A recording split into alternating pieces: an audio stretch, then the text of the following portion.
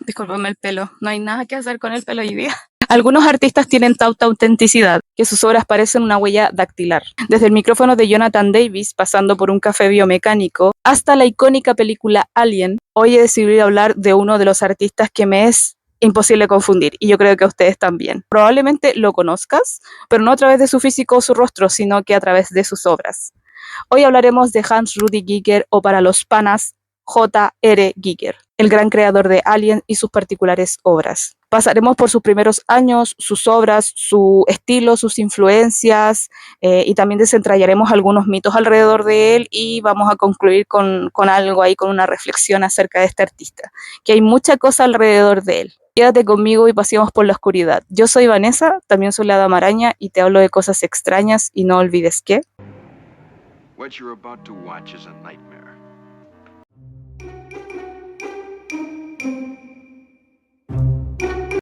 Hans Rudy Giger nace en Coira el 5 de febrero del año 1940 en el país Suiza.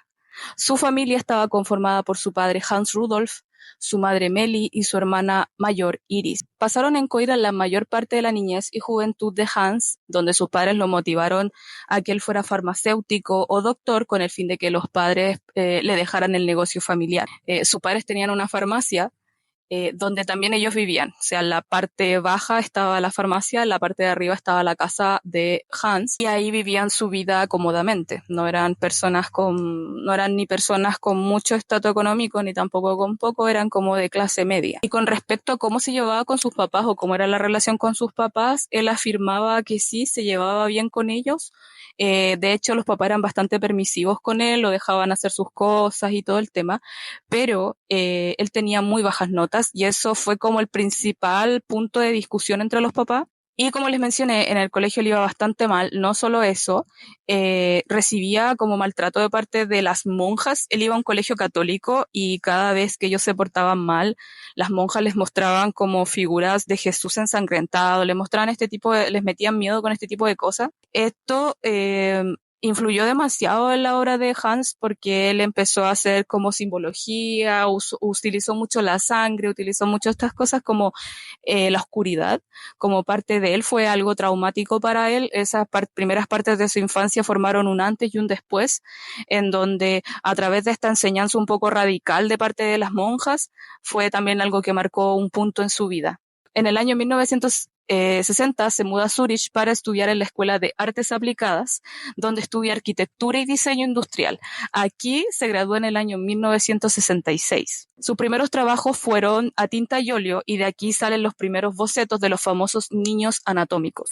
Durante este año también celebró su primera exposición individual, y también en 1969 publica su primera edición de carteles a nivel mundial, en donde hizo un estilo de pintura a mano alzada con aerógrafo.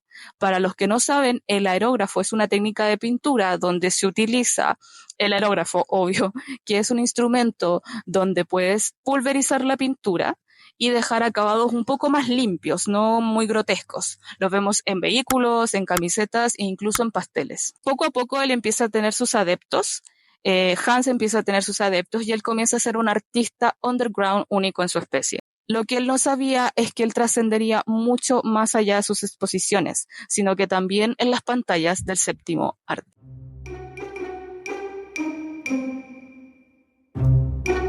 Alejandro Jodorowsky, director chileno, lo contacta para que lo ayude con la película Dune, recomendado por nada más y nada menos que Salvador Dalí. Sin embargo, el proyecto no llega a buen puerto por temas de producción, tirando hacia atrás la llegada de Hans al cine, pero estaba lejos de ser la única oferta. Lo esperaba lo que lo catapultaría como un artista que pasaría a la posteridad.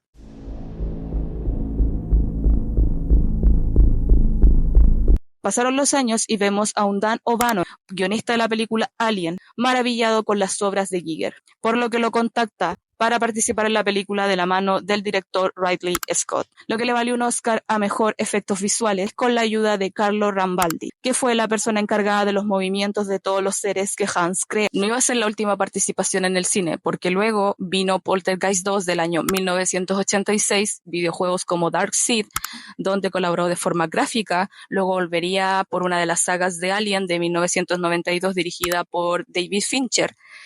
porque la anterior a esa, que la dirigió James Cameron, James no lo contactó, y así colaboró en distintas películas de Alien. Luego fallaría con Especie del año 1995 para hacer lo que sería su última colaboración cinematográfica con la película Prometheus del año 2012, dirigida por el también director Ridley Scott.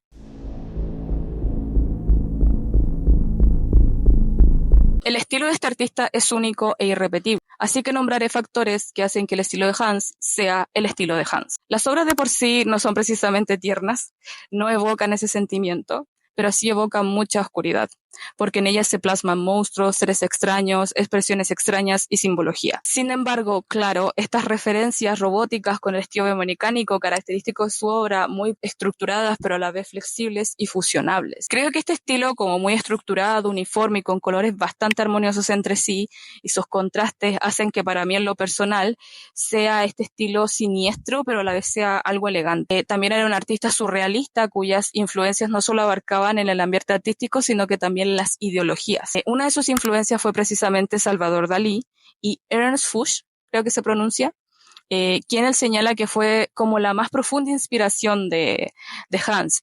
Aparte de Dalí, sus inspiraciones también fueron personas que visitaron comúnmente el lado oscuro de la humanidad, como H.P. Lovecraft, quien fue escritor, Anton LaVey, que se supone, o sea, quien es el Papa Negro, que es el creador de la Iglesia Satánica, y Aleister Crowley, un conocido ya acá, que es ocultista. El mundo de los sueños es una inspiración para muchos artistas. Alrededor del tiempo que he estado averiguando de artistas, me he dado cuenta que muchos se inspiran en el mundo de los sueños, ya que aquí, de forma personal, igual a mí me ha pasado que uno tiene sueños extrañísimos que contar en donde la lógica falla o de plano aparecen nuestros más oscuros deseos o cosas reprimidas, qué sé yo, no soy sueñóloga. Lo que sí les puedo decir es que sí, Giger tiene mucha inspiración del concepto del onírico. Leía mucho de los psiquiatras Sigmund Freud, Carl Jung, psicoanalistas cuyas posturas son bastante remarcables y de hecho muchos artistas sacan de ellos las conclusiones de estos psicoanalistas. Entre sus autores inspiracionales está Kafka, Albert Camus y Samuel Beckett, quienes también tocan temas muy parecidos con esto de la existencia humana, de los sueños, etcétera. Entre directores de cines inspiracionales está Ingmar Bergman y el icónico David Lynch, que hablé hace muy poco de él, por si quieren ver ese video, hablé de su biografía y de su inspiración también, igual que acá con Giger, así que les dejo en la descripción el video. La desvivisión de Lee Tobler, la pareja de Hans, quien era modelo, es un factor muy determinante a la hora de hablar de los estilos de Hans y su influencia. Hans y Lee eran protagonistas de una tormentosa relación en donde la infidelidad y los dramas estaban a la orden del día. Lee tenía ciertos problemas de depresión y le costaba mucho lidiar con el día a día y su salud mental, hasta que un día pierde la batalla, si saben a lo que me refiero. Tobler tenía tan solo 26 años cuando tomó esta decisión y Hans se adentra aún más en la oscuridad que lo caracteriza. Sus obras pasaron a ser más inamovibles, esqueléticas y mucho más estructuradas, como queriendo hacer referencia a la muerte, en donde se protagoniza esta sexualidad que lo caracteriza, pero a la vez traspasando, haciendo una mezcla entre la muerte y la eroticidad, mucho más remarcada, como asociando esto del enamoramiento, el amor, la sexualidad, todo este tema con la muerte, porque su amada muere y su amada era su más grande musa. Como les mencioné anteriormente, él empezó a mezclar esto de tema de la muerte y la sexualidad en un solo estilo, o sea, así, podía hacer pinturas mezclando ambos estilos. Y aquí vemos muchos cuerpos robóticos desnudos, formas fálicas y muestras explícitas del delicioso. Solo que destacan a nuestro querido Kinky Hans, Naughty Boy, etc. Sus obras son del estilo surrealismo erótico. Mujeres en poses más que sugerentes, explícitas, donde estaban cosas introducidas en otras cosas, si saben a lo que me refiero, en donde se ve que las mujeres están siendo atormentadas, pero también hay placer en medio de ello, como una ambigüedad bien fascinante. Si llegases a ver una exposición o si llegases a ver que Giger va a hacer una exposición, te recomiendo que no vayas con tus hijos menores de edad porque es muy explícito Giger. No hay espacio para la imaginación. Él exactamente lo que es. Y incluso le agrego un poco de spicy, le agrego un poco de su mecanicidad, así que te lo recomiendo que no vayas con nadie menor de edad, por favor. Algo que me parece fascinante, como les mencioné, que después de la muerte de Lee, El artista empezó a hacer mucha más apología a lo inerte, a la muerte. Me parece curioso porque la vida es precisamente que empieza con un acto carnal y finaliza con la muerte, que es inevitable. Lo que a mí me parece que, lo que a mí, a mi parecer, es como hace de la obra de Giger un recorrido por la vida, pero en robótica y con mucha oscuridad. O sea, él es como una representación de la vida misma, pero de una forma bastante extraña. Juega mucho con lo que es el mundo en general, con la tema de la sexualidad, pero también culmina con la muerte, que es algo que todos tenemos que pasar y también todos tenemos que vivir un duelo con respecto a alguien a quien amamos.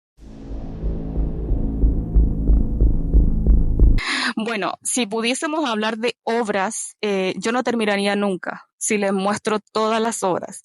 Y ciertamente no puedo mostrar tantas porque primero YouTube, tú sabes, me puede sacar el video porque la mayoría de las obras de Giger tienen contenido erótico. Y no terminaría nunca tampoco porque él hizo muchas obras. No solamente hizo obras en pintura o lo que sea, sino que también hizo arquitectura, hizo muestras así como en muestras en físico, hizo cosas, bueno, hizo un montón de cosas, la verdad, hizo portadas de discos, hizo de un montón. JR Paisaje Gigante, que ese igual me gusta bastante, me gustan también los niños anatómicos, son bastante buenos, de hecho me gustaría tenerlo como para un encuadre en mi pieza o en mi futura casa. Luego está una de mis obras favoritas, que es una pintura que no puedo mostrarles acá, se llama Erotomechanics 3. Él tiene varias Erotomechanics, de hecho tiene una muestra de Erotomechanics y muestra distintas poses explícitas, pero a mí me gusta la 3. La 3 es bastante sublime. Luego tenemos Necronomicon. Necronomicon del año 1985 fue una obra en donde el guionista de Alien menciona anteriormente que sacó Alien para la película Alien, o sea, de ahí sacó la inspiración. Por primera vez vemos este monstruito acá. También hizo la portada del álbum debut de Debbie Harris llamado Cuckoo en el año 1981. También pasamos por El micrófono de Jonathan Davis, hecho en el 2000, que sin duda es una de mis obras favoritas también, hechas por Hans, y la obra de que me inspiró a hacer este video, porque la encuentro fascinante. Es una figura de una mujer, o sea, es literal un micrófono de una mujer, el micrófono es la mujer, donde cabeza humana, tiene la cabeza humana, pero la cabeza es mitad humana y tiene el cráneo alargado igual que el alien de la película Alien, y con sus pechos bien erguidos, o sea, ella está súper erguida, así como pa. En temas de arquitectura, yo voy a mencionar las cafeterías hechas por Giger. Una está ubicada en Chur, Suiza, y abrió en 1992, y se llama Bar Giger. La segunda es el bar del Museo J.R. Giger, ubicado en Château Saint-Germain, Gruyère, Suiza, que abrió en el año 2003. Hubo un tercero, pero tuvieron que cerrarlo. Este se ubicaba en Tokio al finales de los 80 y creo que lo tomaron los Yakuza.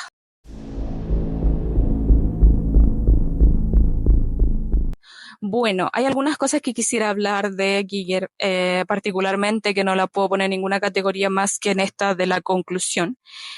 Su muerte fue el 12 de mayo del año 2014 a la edad de 74 años, 74, perdón, por una caída de escalera. Así, hacia el seco. O sea, no, me parece bastante curioso la forma de muerte, y qué pena, porque realmente no le deseo a nadie en esa forma de morir así tan sorpresiva. Su participación en distintas materias fue amplia, participando en cine, como sabemos ya, en exposiciones, en creaciones arquitectónicas, sacó libros, portadas de disco para varias bandas, como les mencioné. En fin, él plasmaba su arte en donde se lo pidieran. Estuvo en muchas portadas de discos y mucha gente le pedía cosas y él las hacía. Literal, si hubiese tenido el poder, si hubiese podido conocerlo, realmente le hubiese pedido algo para mí que me hubiese gustado, no sé, que me hiciera un computador a su estilo, no lo sé. A diferencia de lo que mucha gente creía, él no sacaba su arte de sus sueños. Esto es algo como muy amarillista de parte de la gente que habla de Giger, pero en realidad él no sacaba sus obras de sus sueños. De hecho, él confirmó en algún punto, voy a poner todas las fuentes de donde sacó esto, que él, al despertar, hacía sus obras y de hecho sus inspiraciones, aparte, más que de los sueños, sus inspiraciones fueron sus vivencias traumáticas. Como les mencioné, su crianza súper aprensiva con el tema de las monjas, la muerte de Lee Tobler, él también pasó por aspectos depresivos y él también fue como una persona atormentada. Sin embargo, de sus sueños no sacó la mayoría de sus obras, él simplemente encontraba inspiración una vez despierto. No es como que él soñaba lo que él plasmaba, como otros artistas decían que él sacaba como el arte de sus sueños. En realidad no fue así. Quizás fueron inspiración, pero mucha gente decía que lo sacaba exactamente de ahí cuando no es así. A lo mejor tuvo un sueño y él sacó un poco de creatividad pero una cosa es tener inspiración de algo y otra cosa es sacar todo de un sueño. La verdad es que no fue así y esto se desmitifica, ¿cómo se le dice? No es cierto. Él dice que tuvo muchas carencias emocionales, pasó por muchas cosas difíciles, con el tema de la muerte de gran amor de su vida, con el tema de su crianza y todo esto, y ahí él plasmó un poco de su oscuridad. Siento que no es necesario que los artistas tengan una vida atormentada o que se hable alrededor de ellos como míticos, que tuvieron alguna especie de epifanía o que les pasó algo que hizo que hicieran un arte súper oscuro. Yo, por ejemplo, en lo personal, he tenido una crianza bastante normal y me gusta mucho la oscuridad y saco ideas muy oscuras como para crear ciertas cosas, o como por ejemplo, no sé, si se me ocurre una pintura, probablemente haga una pintura bastante endemoniada y qué sé yo, pero eso no significa que mi crianza o que tenga sueños o que nada. Hay gente que la inspiración, tanto las cosas buenas como las cosas malas, las saca de su creatividad y no tiene nada que ver con las carencias y todo eso. Es claro que los artistas la mayoría del tiempo sacan inspiración de sus vivencias porque el arte es una expresión también como para materializar un poco las vivencias, las emociones y todo el tema, pero como dijo una vez David Lynch, en la felicidad surge mejor la creatividad que en las cosas malas. Hay un mito alrededor de la gente que piensa que la creatividad suele producirse esto del mito del artista atormentado, que es mucho mejor que esté atormentado porque así surge la creatividad, cuando la verdad es que a veces no es cierto. A veces la mayoría de las veces la creatividad surge cuando nosotros los seres humanos estamos tranquilos. Me acuerdo que una vez David Lynch mencionó que Vincent Van Gogh sacaba inspiración, él estaba solamente feliz cuando pintaba, lo cual es bastante triste, porque a pesar de que la pintura sea tu rescate o el arte sea tu rescate, tu vida no solamente tiene que girar alrededor de un arte que amas, también tiene que también tiene que ser válido alrededor de tus vínculos con la gente, tu familia, otros aspectos de tu vida. No puedes solamente colgarte de un aspecto de tu vida para ser feliz. Así que eso por conclusión. Y este ha sido mi video, espero que les haya gustado. Sin duda, J.R. Giger es uno de mis artistas favoritos, de verdad. Me gusta mucho sus pinturas, su arte, sus libros. De hecho, me acuerdo que fui a ver un libro de Giger en Contrapunto, acá en Chile, y salía como 300 lucas, un libro de él. Y les voy a poner ahí, le voy a poner el precio real en pantalla, pero encontré algunas versiones como más simples, porque creo que ese libro era demasiado grande y era como a tamaño gigante, así como coleccionable, y yo tampoco soy coleccionista, así que encontré uno como 23.000 y estoy pensando en comprarlo, regalármelo como algo único para mí, porque averiguando de Giger me gustó bastante muchas de sus cosas, porque yo lo conocía, me gustaban mucho sus obras, pero averiguando en este video me di cuenta que él es más excelente de lo que pensaba. Así que él no solamente fue un artista, no creo que haya sido un artista atormentado en sí, sino que pasó cosas muy difíciles. Yo creo que es inimaginable el dolor de perder a un ser querido y sobre todo bajo las líneas de algo tan horrible que es la salud mental deprimida, o cuando no puedes salir de tu cabeza en aspectos negativos. Yo creo que incluso querer sacar a alguien amado de ese aspecto debe ser bastante visceral y bueno. Ahora él está descansando en paz, aún así nos dejó un gran arte al cual disfrutar y nada, les deseo un gran fin de semana. No, po, mañana es lunes. Les deseo una gran semana. Espero que les haya gustado mi video. Cada día somos más. Y bueno, ¿qué piensas de J.R. Giger? ¿Tú comprarías un libro de contrapunto a 290, a 300 pesos, o sea, a 300.000 pesos chilenos? Bueno, te leo en los comentarios. Así que nos vemos y feliz domingo. Descansen harto y disfruten. Chao.